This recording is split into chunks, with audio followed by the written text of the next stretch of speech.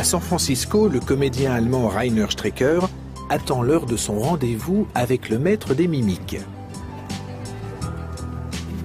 Paul Ekman a accepté de l'initier à sa méthode.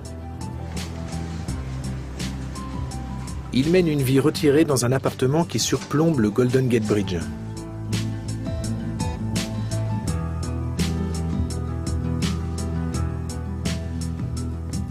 Tous ceux qui rencontrent Ekman ont l'impression qu'il lit en eux comme dans un livre ouvert. Le psychologue ne fait pourtant qu'observer les mouvements des muscles faciaux. Un visage peut produire 10 000 mimiques différentes, mais vous n'en voyez réellement qu'une infime partie. Je n'y arrive pas du côté gauche, que du côté droit. Utilisez le miroir. Faites comme ça. Et puis relevez les coins. Levez les sourcils et rapprochez-les. Écarquillez les yeux.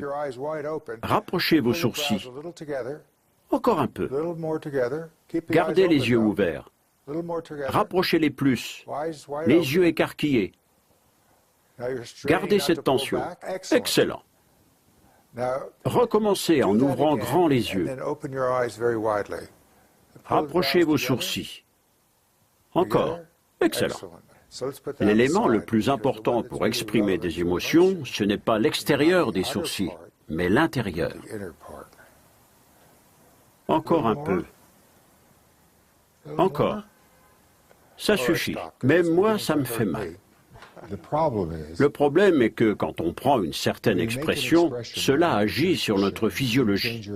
On change ce qui se passe dans notre corps et dans notre cerveau.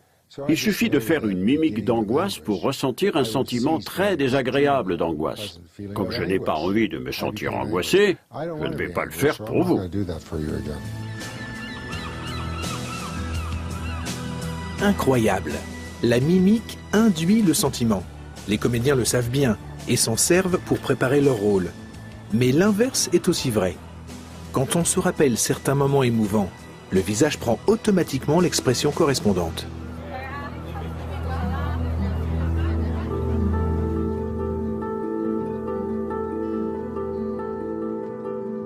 Paul Ekman a entraîné les comédiens de la série Lie to Me. Déchiffrer les visages est à la mode. Cadres d'entreprise, commerciaux, médecins, avocats ou juges rêvent de connaître le code des émotions. Mais on est loin d'avoir percé tous les mystères du visage.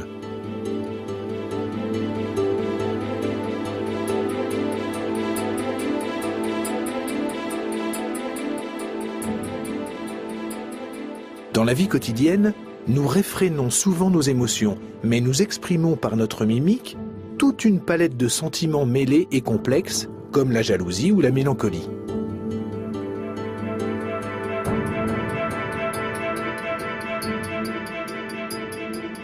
Testez vos connaissances.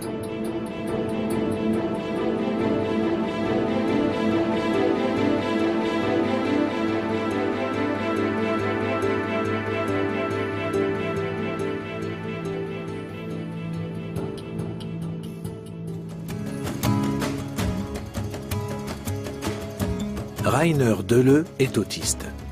Pour lui, les visages sont un grimoire obscur qu'il ne sait pas déchiffrer.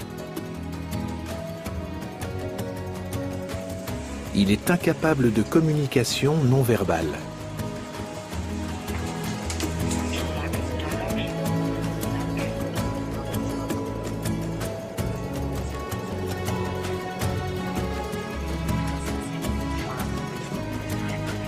Rainer a du mal à vivre en société.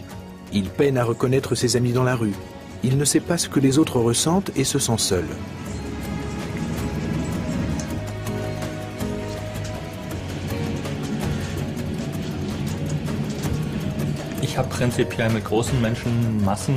Je n'ai pas de gros problèmes sensoriels avec les foules, mais je me sens en terre étrangère.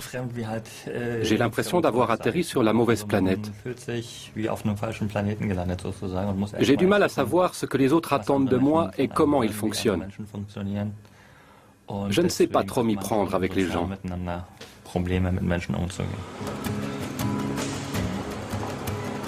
Rainer est interprète.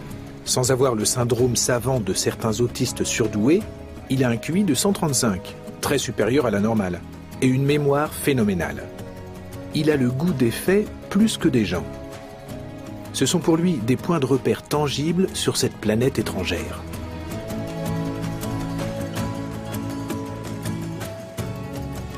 Rainer connaît les 10 000 rues de Berlin, leur emplacement et l'origine de leur nom. Au cours de ses promenades, sa mémoire enregistre toutes les plaques de rue.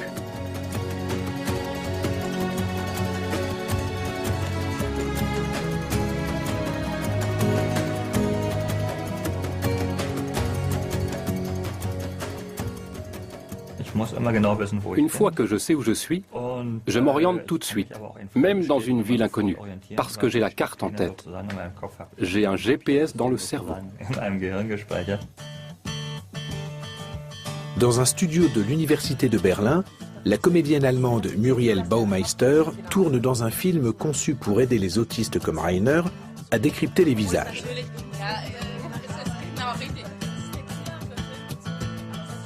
La psychologue Isabelle Jobeck a demandé à 77 comédiens d'interpréter 13 sentiments complexes différents, comme on en rencontre au quotidien.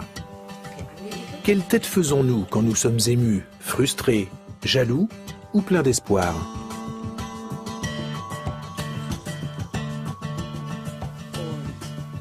Pour aider les autistes, les comédiens forcent le trait.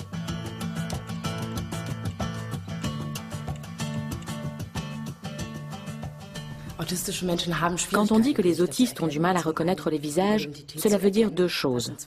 D'une part, ils ont du mal à identifier autrui. Dans le cas de Rainer, ça peut aller jusqu'à ne pas reconnaître sa propre mère. D'autre part, ils ne savent pas déchiffrer les émotions subtiles qu'exprime un visage, comme la peur, le désespoir ou l'ennui. C'est difficile pour eux. Le film doit être intégré dans un programme d'apprentissage sur ordinateur. Que signifient des sourcils froncés? À quoi reconnaît-on un vrai sourire? Les autistes ne regardent pas spontanément les yeux. C'est la première leçon à retenir pour eux s'ils veulent apprendre la grammaire des sentiments.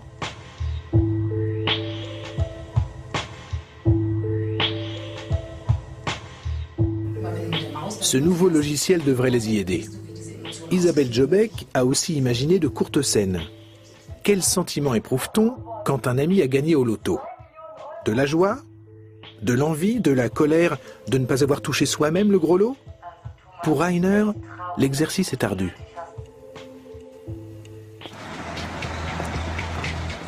Paul Kelly est tout l'inverse d'un autiste.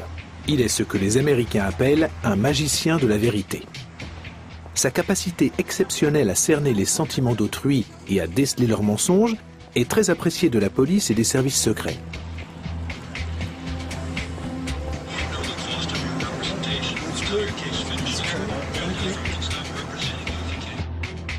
Au Vietnam, il a développé son sens du danger.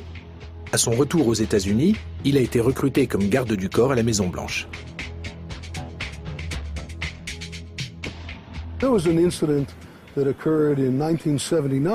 Il y a eu un incident lors de la visite de Deng Xiaoping en 1979.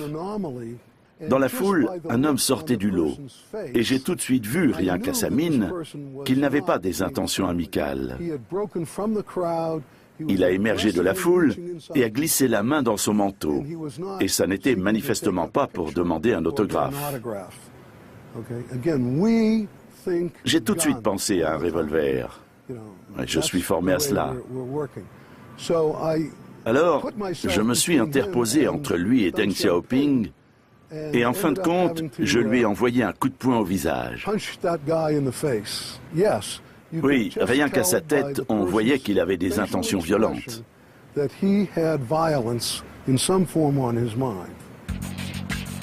L'homme s'est révélé être un patriote américain fanatique pour qui la Chine représentait la menace communiste. Il voulait asperger Deng Xiaoping de peinture. Paul Ekman a étudié 15 000 personnes. Seule une cinquantaine avait le même don que Paul Kelly. Mais que voient ces surdoués que les autres ne voient pas?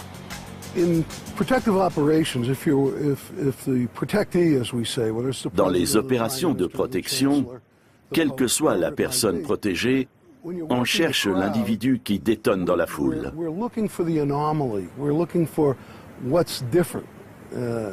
On cherche celui qui a un comportement différent.